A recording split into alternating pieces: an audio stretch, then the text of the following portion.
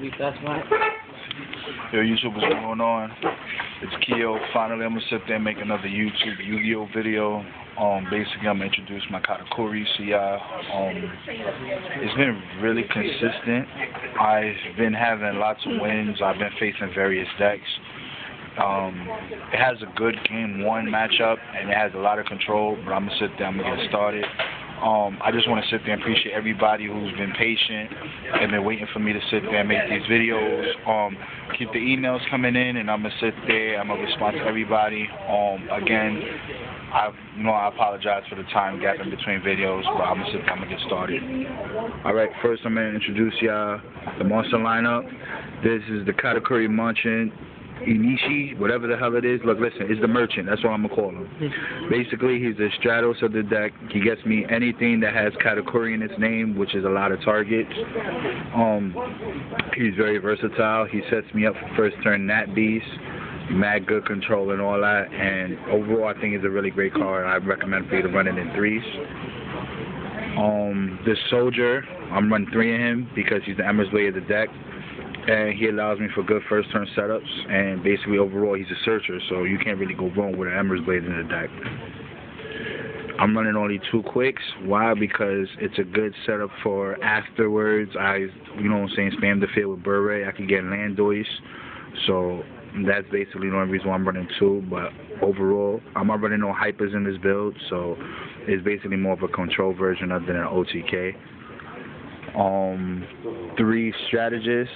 I don't know. I like the fact about me running 3 because I was running before the machine duplication build. But I think I'm probably gonna take out 1 strategist and put in a hyper. I don't know. It all depends on my liking and how I'm doing. But so far 3 has been pretty good. The MVP of the deck, the Komachi. It gives me an additional normal summon, which allows me to sit there and do a lot more spam-tastic plays. It combos really well with this to get me Nat Beast and another monster. It combos well with this to get me basically a good Bore or Landois first turn. I could do Black Rose, but why would I Black Rose first turn when there's no cards on the field? Anyway, back to what I was saying. So, basically, Komachi overall is basically a good card.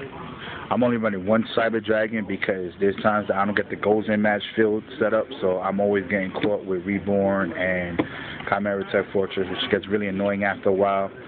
Plus, I basically think that I'm doing pretty well with just having 1. I may play 2. I don't know. Let's just see. 1 Watchdog. I was trying 2 before, and it was working well, but then I realized I started drawing him more in my hand, and it started to become a lot this one.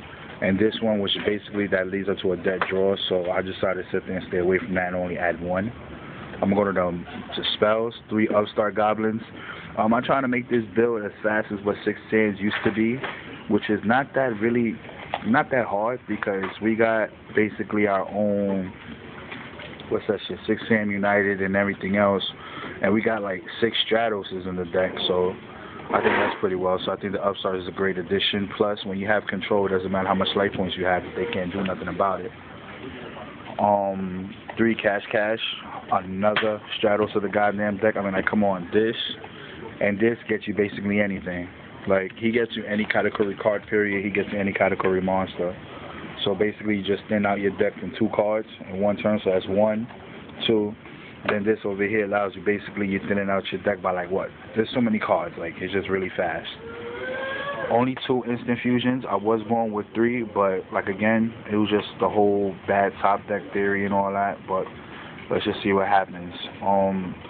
Again, this is version 1, so I may take out a trap for another instant fusion. I don't know.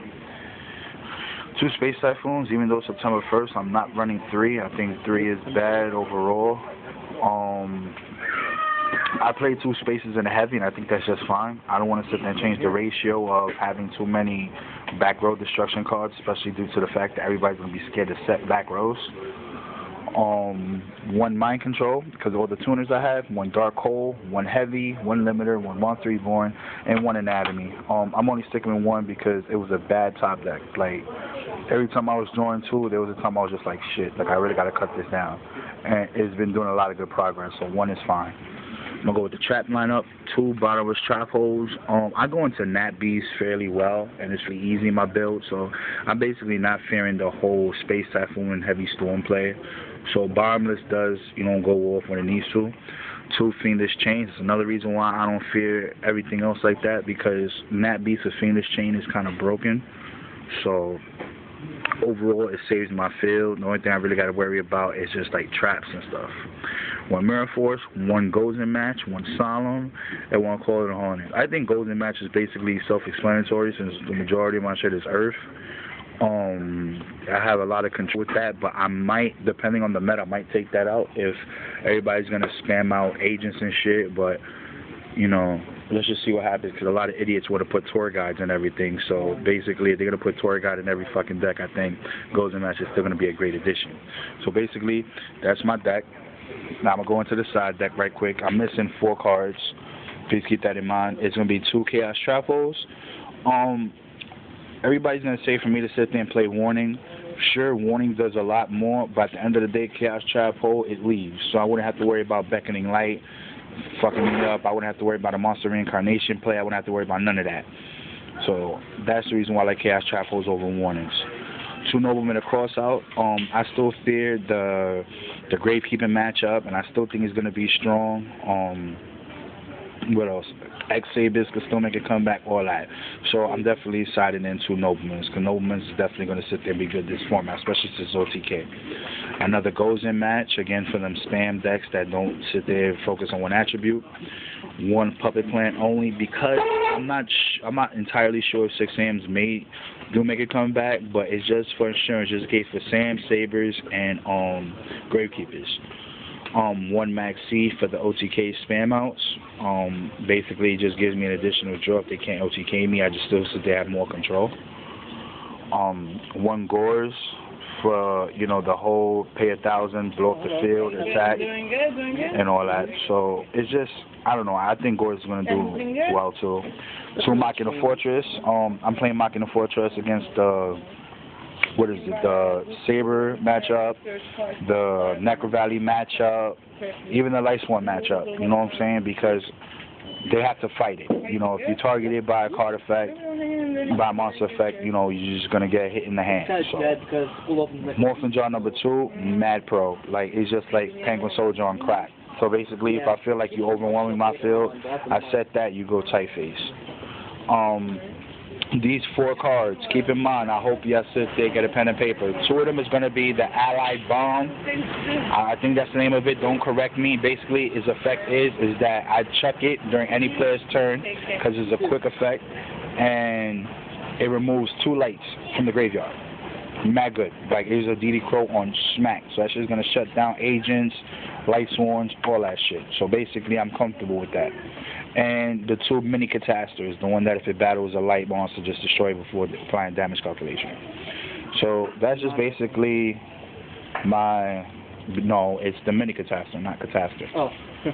Anyway, so that's my side. That's basically my deck. Most likely y'all gonna ask what my synchros are. So it's your typical synchros: 1 Scrap, 1 Stardust, 3 Beretos, 2 Berets, 1 Landorus, 1 Black Rose, 1 Brionic, 1 Nat Beast, 2 Cybersaurus, 1 Cataster, and 1 Chimera Fortress. That's basically it. I was going for the Trishula play, but then there was a lot of times I was just like, damn, like, I don't want to leave my field monsters for me to sit there and go for 1 monster, even though it's going to be crucial. But I'd rather feel more comfortable with adding Cataster in my build because of the whole Light Sworn agent matchup and all that. So it basically tough for them to get rid of it. Anyway, so basically that's my deck. Comment, subscribe, do all whatever it is that you want to do, and just hit me up. Alright? There it is.